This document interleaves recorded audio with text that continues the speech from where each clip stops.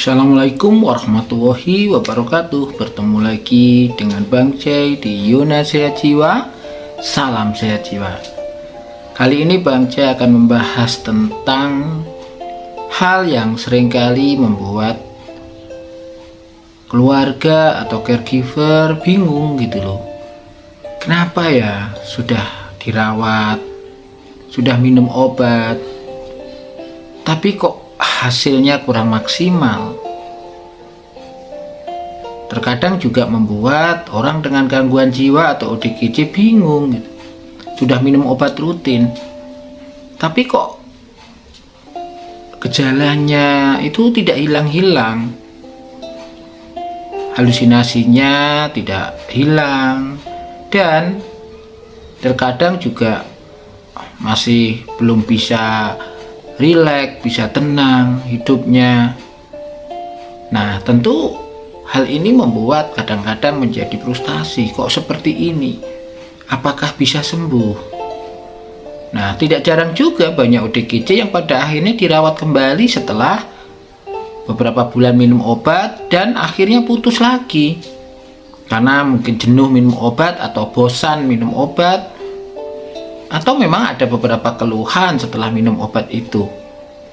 Nah, apapun itu memang seringkali ya tidak menjadi perhatian dari keluarga ya atau caregiver, dari ODGJ-nya sendiri ataupun dari tenaga kesehatan. Kenapa setelah menjalani pengobatan atau rawat inap, ODGJ ini sepertinya kok ya berkurang gejalanya, tetapi untuk mengatakan sembuh kok susah gitu. Nah, tentu ada penyebabnya ya. Kenapa bisa seperti itu? Oleh karena itu silahkan disimak video ini sampai akhir. Jangan lupa yang belum subscribe silahkan subscribe. Nah, tentu setiap orang mengalami masalah kesehatan mental atau kesehatan jiwa, ada penyebabnya. Ada hal yang membuat dia akhirnya mengalami tanda dan gejala gangguan jiwa. Ya, yang pasti orang mengalami gangguan jiwa itu karena ada sesuatu yang dialami, ya, ada kejadian, ada peristiwa yang dialami. Bisa saja memang hanya satu, tapi berat gitu kan. Atau mungkin masalahnya itu sebenarnya nggak berat tapi banyak ya, atau saling berdekatan sehingga orang itu tidak sanggup untuk menghadapinya, tidak sanggup untuk menyesuaikan diri terhadap persoalan yang sedang dialami, tidak sanggup menyelesaikan masalah itu, sehingga pada akhirnya timbullah gejala-gejala gangguan jiwa yang bisa saja mengalami yang namanya distorsi kognitif atau penyimpangan berpikir, yang seringkali akhirnya mempunyai pikiran yang negatif terhadap orang lain, ya, mempunyai pikiran negatif terhadap dirinya sendiri, dan akhirnya menjadi tidak nyaman ketika bersama dengan orang lain. Bahkan ada beberapa kasus menjadi sangat mudah sedih, marah, jengkel, jadi emosinya nggak stabil, suasana hatinya itu nggak baik-baik saja.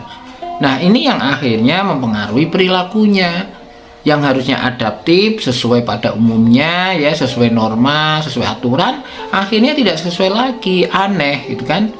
Nggak mau mandi, nggak mau makan, mengamuk ya, nggak mau bicara. Nah, sehingga akhirnya ya ketika seperti itu harus diobati. Ya, setelah diobati, ODGJ ini tentu membaik, tanda dan gejalanya hilang. Tapi ada satu hal yang sering dilupakan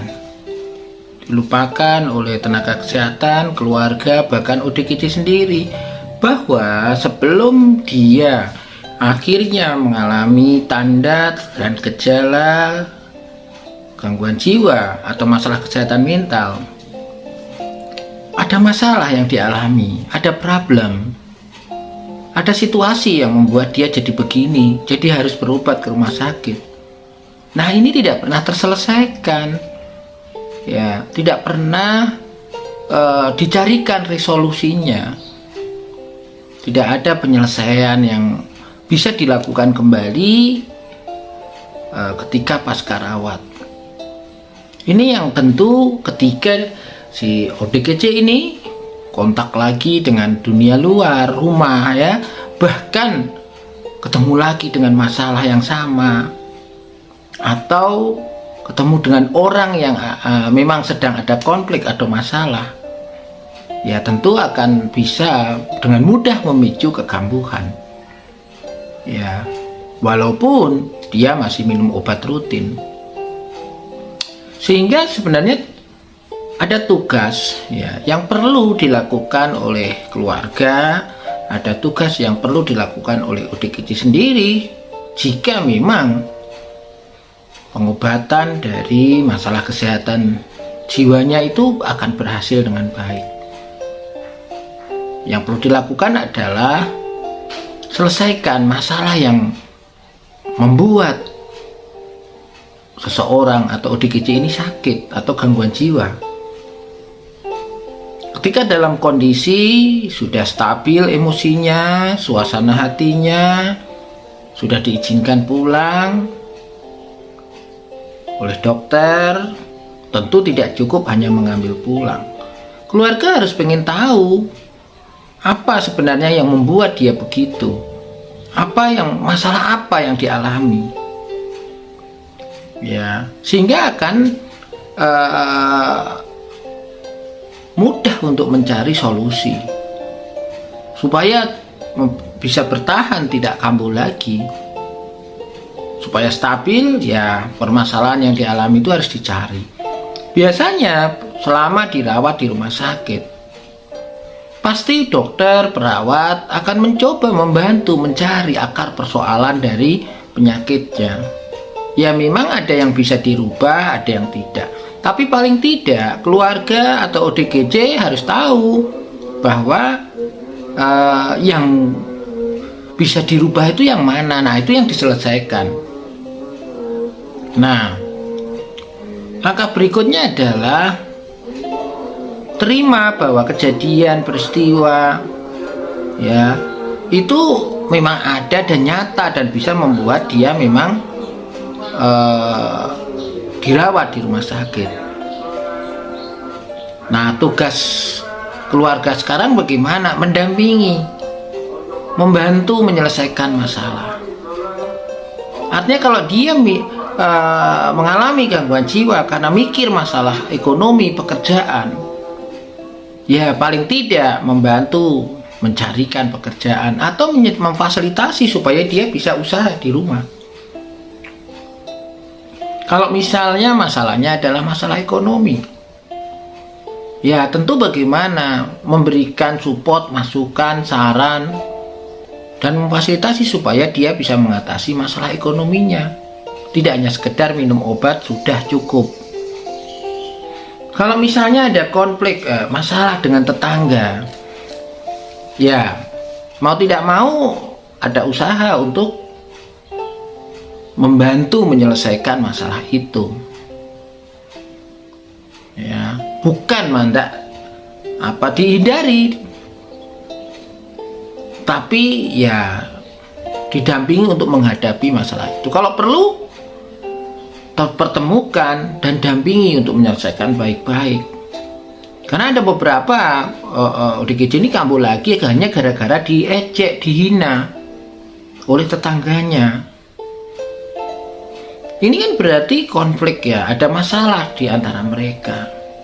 Setelah pulang mestinya dipertemukan. Biarkan mereka bicara baik-baik. Ya, termasuk minta maaf.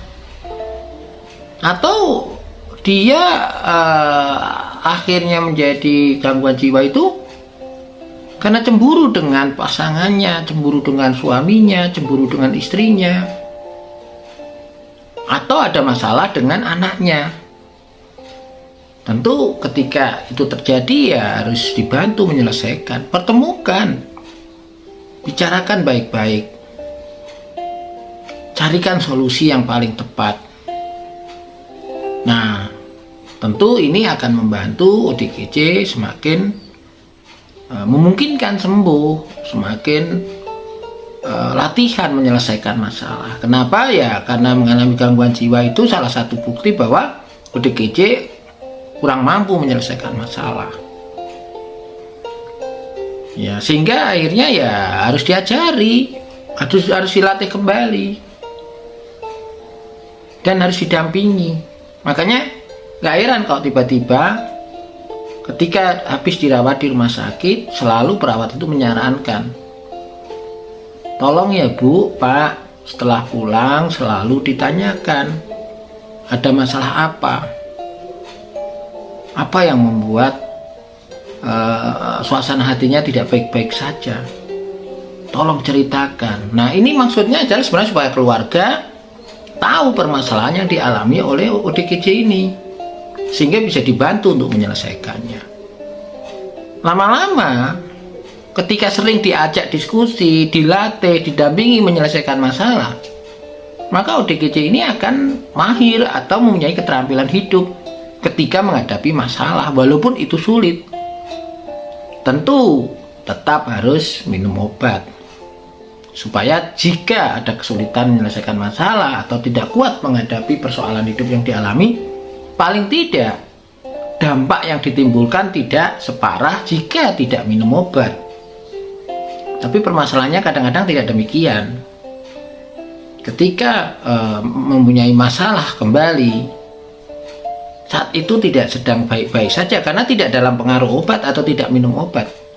Sudah beberapa bulan, tahun kemarin putus obat. Nah, ini yang seringkali dampak dari masalahnya itu berlebihan, melebihi kapasitas kemampuan dari ODGJ-nya, sehingga muncul kembali itu pikiran curiga, gampang marah, gampang tersinggung, ya, halusinasi, malas kegiatan, malas ngomong, malas bicara. Nah, sehingga akhirnya ya muncul lagi tanda gejala dan dirawat kembali. Walaupun permasalahan yang melatar belakangi bisa jadi berbeda dengan masalah yang dialami pada saat dirawat pertama, kedua, dan sebagainya.